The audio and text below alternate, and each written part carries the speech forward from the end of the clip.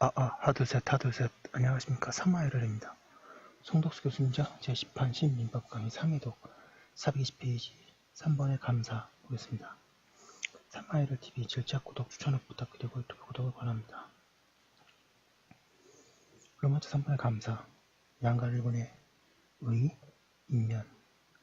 사단법인 또는 재단법인은 정관 또는 사원총회의 결의로 감사를 둘 수 있다.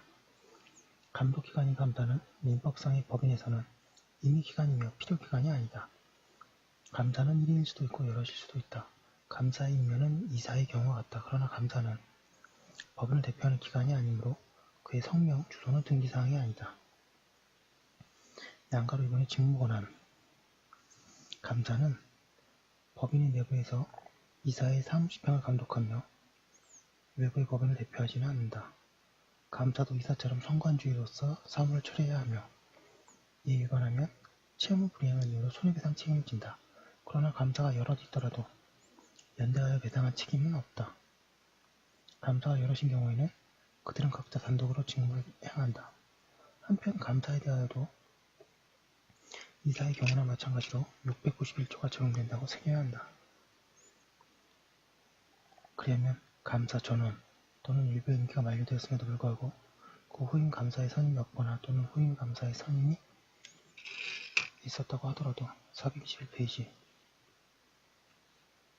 그 선임 결의가 무효이고 임기가 만료되지 않는 다른 감사만으로는 정상적인 법인의 활동을 할 수 없는 경우 임기가 만료된 구 감사로 하여금 법인의 업무를 수행케 함이 부적당하다고 인정될 만한 특별한 사정이 없는 한 구 감사는 후임 감사가 선임될 때까지 종전의 직무를 수행할 수 있다고 하게 된다.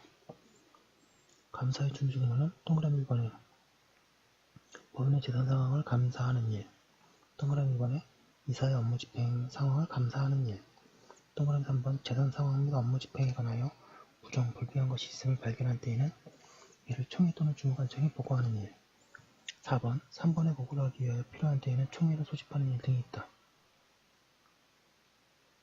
그러나 감사의 직무상 행위 필요한 때에는 그 외의 행위도 할 수 있다고 새겨야 한다. 로마트 4번의 사원총회, 1번의 의. 사원총회는 사단법인의 사원 전원으로 구성되는 최고의 의사결정기관이다. 사원총회는 사단법인에서 반드시 두어야 하는 필요기관이며 정관의 규정에 의해서도 이를 폐지하지 못한다. 사단법인에는 사원이 없으므로 사원총회도 있을 수 없으며 재단법인의 최고의사는 정관에 정해져 있다. 사원총회는 집행기관이 아니고 의결기관이다. 이번에 총회의 종류. 양가를 일본의 통상총회. 매년 1회 이상 소집되는 사원총회이다. 문헌들은 일반적으로 통상총회는 일정한 시기에 소집되는 것이라고 해석하는데 주식회사의 정기총회 등과 달리 통상총회에 관하여 민법에는 그러한 제한이 없으며 통상총회는 반드시 일정한 시기에 소집될 필요는 없다고 새겨야 할 것이다. 통상총회의 소집권자는 사단법인의 이사이다. 통상총회의 소집 시기는 정관에서 정하는 것이 보통이나 정관의 규정이 없으면 총회의 결의로 정할 수도 있고 총회의 결의도 없으면 이사가 임시로 결정할 수 있다. 양가로 이번에 임시총회 동그라미 1번 이사가 필요하다고 인정하는 때 동그라미 2번에 감사가 필요하다고 인정하는 때 동그라미 3번 총사원의 5분의 1 이상의 회의의 목적사항을 제시하여 청구하는 때에 열리는 사원총회이다. 동그라미 3번의 경우에는 5분의 1이라는 수는 정관에서 정함할 수 있으나 이 소수사원의 총회 소집권을 박탈하지 못한다고 한다. 이것을 소수사원권이라고 한다.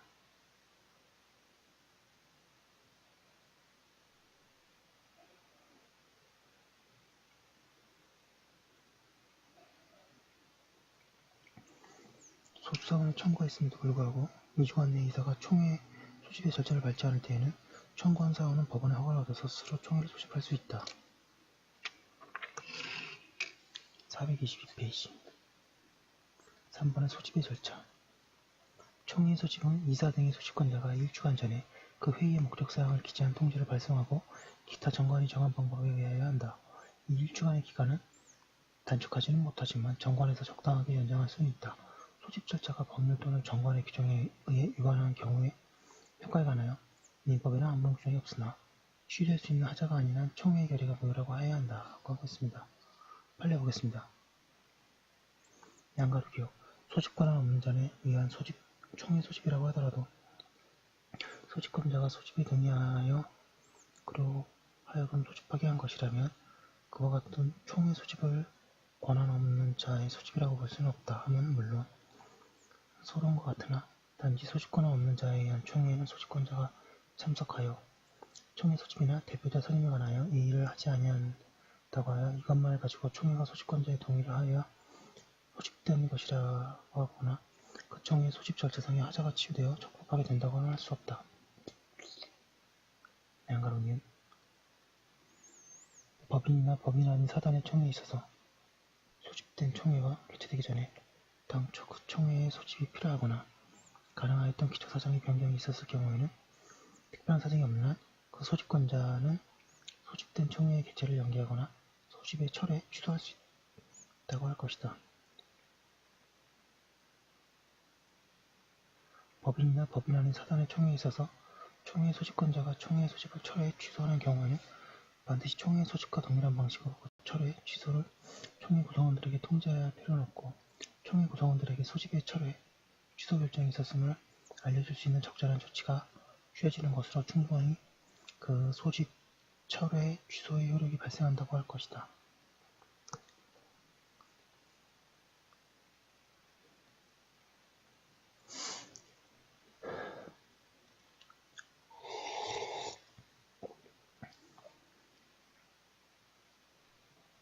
양가로티급 종중 정관 규정에 따른 소수 대의원의 법원의 허가를 받아 임시총회를 소집한 경우에 종중의 기관으로서 소집하는 것으로 보아야 할 것이고 종중의 대표자라도 위 소수의 대의원이 법원의 허가를 받아 소집한 임시총회의 기일과 같은 기일에 다른 임시총회를 소집할 권한은 없게 된다고 보아야 한다.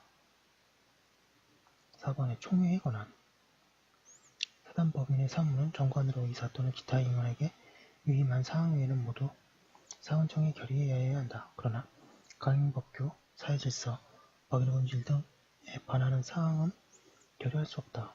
정관의 기본적인 의미 내용과 다른 해석을 사원총회 결의라는 방법으로 할 수도 없다. 그리고 총회는 집행기관이 아니므로 대외적인 대표권이나 내부적인 업무 집행권은 없다.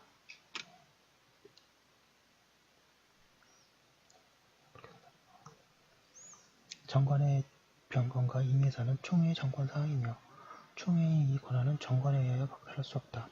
따라서 정관에서 총회에 결의하지 않고 정관을 변경할 수 있다고 하였더라도 그 정관 규정은 무효이다.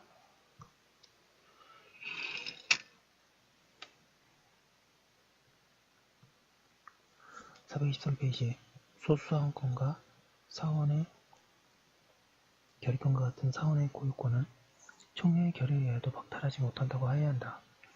이는 다수결 원리의 한계로부터 인정되는 바이다. 판례는 이 비법인 사단 종중이 종중규약에 근거하여 종원에 대하여 10년 내지 20년 종원의 자격을 정지시킨다는 내용의 처분한 것은 종원이 가지는 고유하고 기본적인 권리의 본질적인 내용을 침해하므로 그 효력을 인정할 수 없다고 한다. 5번의 총회의 결의, 양가를 1번에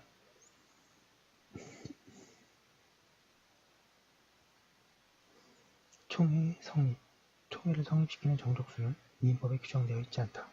따라서 그것은 정관에서 정하여야 하나 정관에도 정하여져 있지 않은 때가 문제이다.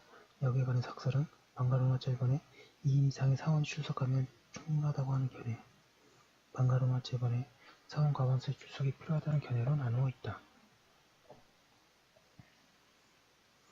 사견으로 이 설은 의결할 수 없는 총회는 의미가 없다는 견지에 있는 것으로 보이나 의견은 못할지라도 총회 성립 인정이 무의미하지 않은 것으로서 일사를 따라야 할 것이다.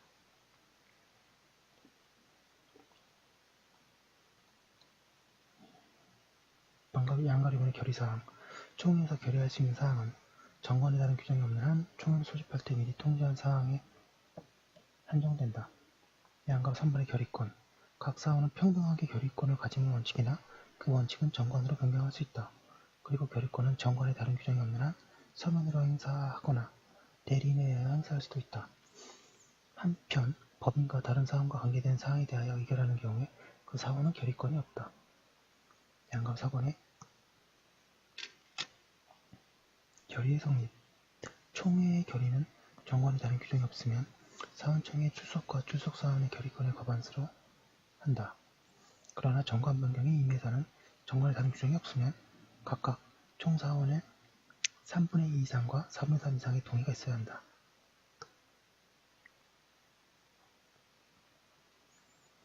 총회의 결의의 경우 서면이나 대리권에 의하여 결의권 행사한 사원은 출석한 것으로 본다. 판례보겠습니다.